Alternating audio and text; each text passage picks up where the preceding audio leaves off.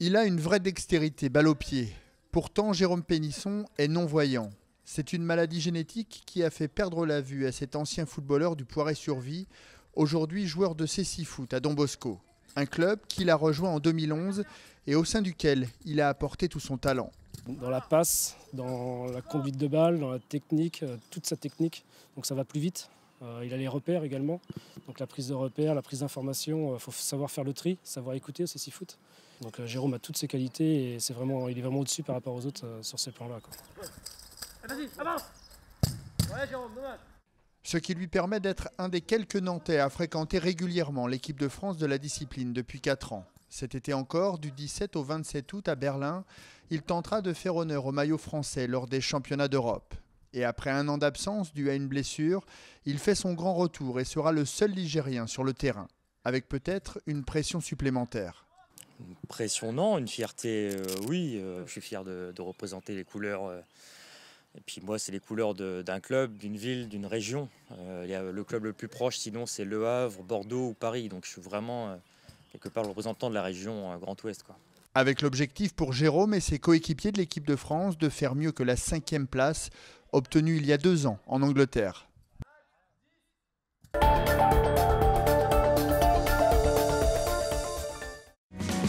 ce que j'aime chez Daniela,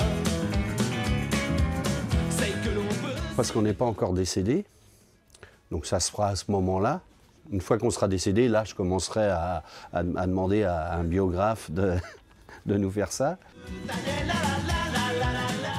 J'ai contacté une 35aine d'écrivains et 27 ont répondu présents et ont écrit une nouvelle. Alors le point de départ, c'est soit une chanson d'Elmer, soit une anecdote, un lieu, un objet qui nous caractérise. Non, évidemment, on n'apprend pas la vraie vie de toutes nos copines. C'est plus sur l'histoire, une petite anecdote qui peut leur arriver, mais c'est toujours sous le thème du polar. Moi, vous me connaissez, je ne suis pas du genre bégueule. Je ne pensais pas que l'enflure allait me suivre. Tu vas me dire, c'est de ma faute quand je lui ai dit que des gus voulaient faire une chanson sur nous. Ça lui a gonflé l'orgueil, il a tenu à m'accompagner. Elmer Footbeat, c'est une bonne nouvelle en permanence, parce qu'on est tout le temps sur la route. On joue beaucoup. Et puis, rien que ça, déjà, pour nous, c'est une bonne nouvelle d'être toujours vivant. Dans chaque ville où nous arrivons, c'est « Waouh, bonne nouvelle, voici les Elmer, porteurs de bonnes paroles, de joie et d'entrain. »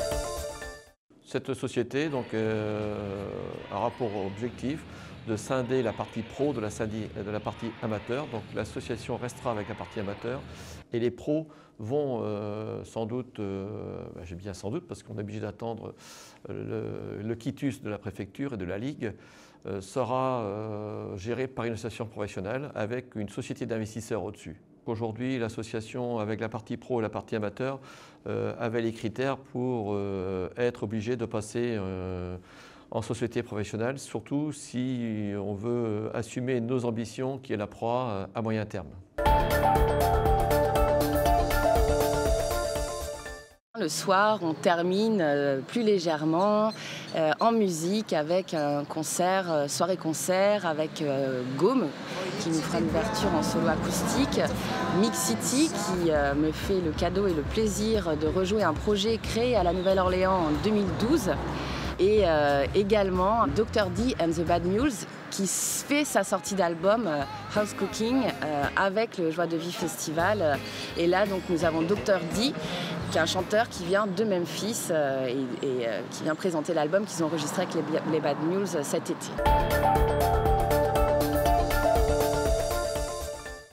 27 mètres de long, 4 de large, le bateau Lavoir, péniche bien connue des promeneurs de l'Erdre, est à sec. Il a fallu 7 heures de navigation pour que l'embarcation retrouve son chantier d'origine. L'ancien cabaret flottant se fait actuellement rénover au chantier naval Méret, à Nort-sur-Erdre. Le chantier Méret existe depuis 1921. Énormément de bateaux qui sont à l'heure actuelle à quai sur les quais de l'Erdre à Nantes sont des constructions Méret en fait. Et que c'est aujourd'hui quasiment le seul chantier sur les bords de Loire et les bords de l'Erdre pour pouvoir remonter des bateaux de cette dimension et de ce tonnage. Et nous en faisons à peu près entre 10 et 12 par an à la belle saison. Bobby Lapointe, Félix Leclerc, Mouloudji. Pendant 10 ans, entre 1968 et 1978, sur le bateau Lavoir, Patrick et Soisig-le-Masson ont accueilli les grands noms de la chanson française. Le 5 juin, à la salle Paul Fort à Nantes, un concert de soutien pour le financement de la rénovation sera donné. Seront présents des membres de Triane, avec les 3 Jean, le duo Couton-Fischer, Hélène et Jean-François, et bien d'autres encore. Au total, une douzaine d'artistes seront présents. Ce sont les premiers musiciens du bateau Lavoir qui ont décidé de m'aider pour la rénovation de ce bateau, pécuniairement, parce que je ne pouvais pas le faire autrement. Voilà, donc heureusement, il y a les amis qui donnaient un sacré coup de main, c'est bien. Le concert de soutien au bateau Lavoir se déroulera donc le 5 juin, salle Paul Fort à Nantes, à partir de 18 h.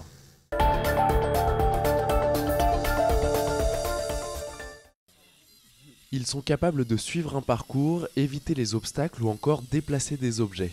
Les robots conçus par les élèves du collège Albert Vincent de Saint-Nazaire sont prêts pour le concours, à quelques détails près. Le suivi de ligne, ça va, il perd un petit peu en chemin des fois. Et les palettes, il arrive en partie à les faire, mais il y a quelques réglages à faire encore. Cela fait depuis janvier que ces élèves de 3e se préparent. Avec ses camarades, Lottie a entièrement réalisé ce petit robot nommé Kobe. On a tout construit avec un logiciel internet, avec plusieurs pièces qu'on assemblait au fur et à mesure.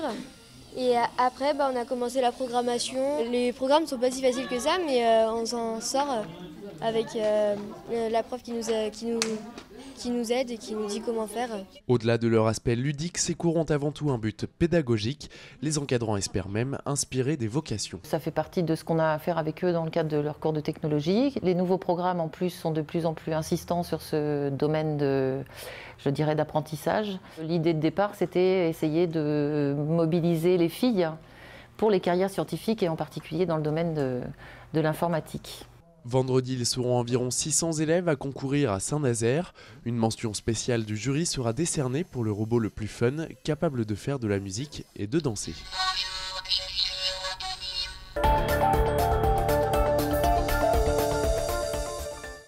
Les mascarons, les balcons en fer forgé, certaines rues de Nantes portent toujours les stigmates de la traite négrière. C'est dans ces quartiers que le collectif du 10 mai a organisé sa marche commémorative au son des djembés et des maracas, on se souvient. Nous venons nous ressaucer à nos racines, malheureusement de cette terrible tragédie de l'esclavage et qu'il ne faut surtout pas oublier. Plus tard dans l'après-midi, un jeté de fleurs et une minute de silence avait lieu sur la passerelle Scholcher. Puis le cortège a rejoint le mémorial de l'abolition de l'esclavage sur les quais de la Loire, un lieu d'autant plus symbolique en cette journée de commémoration et qui fête ses 5 ans cette année. 5 ans, c'est 225 000 visiteurs qui sont venus ici, c'est dire son appropriation, c'est dire son importance, et puis c'est vraiment un message d'avenir. La femme de lettres Gerty Dambouri était l'invitée d'honneur de cette cérémonie. L'artiste a rappelé combien cette histoire était l'affaire de tous. Si on continue aujourd'hui à considérer dans certains pays, et y compris même en France, certaines personnes, que les Noirs ne sont pas nos égaux, ça vient quand même de quelque part. Le programme commémoratif se poursuivra toute la semaine. Plusieurs rencontres et des spectacles sont prévus jusqu'au samedi 13 mai.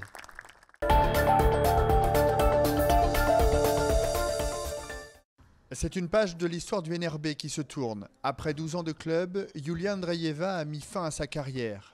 Iziza Rondeau lui a emboîté le pas en signant à Angers.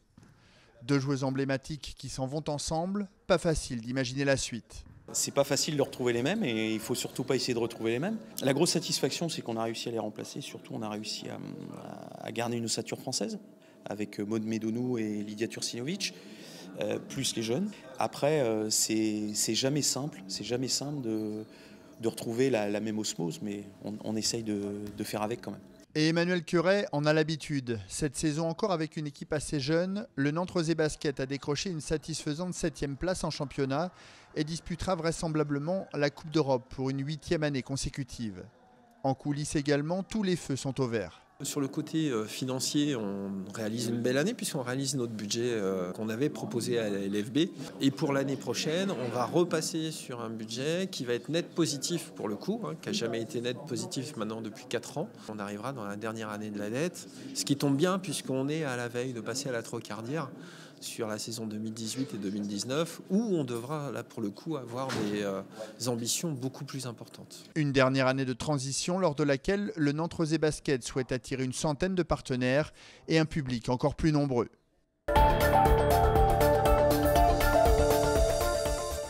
On n'est pas au Nantes Foot Forum pour se lamenter, on n'est pas là pour se plaindre d'une situation terrible, on n'est pas là, voilà, on est là pour essayer de trouver des solutions et donc les gens qui viennent, c'est des gens qui présentent des solutions et s'ils sont pointus, eh bien il va falloir qu'ils s'adressent à tout le monde, c'est quand même l'enjeu.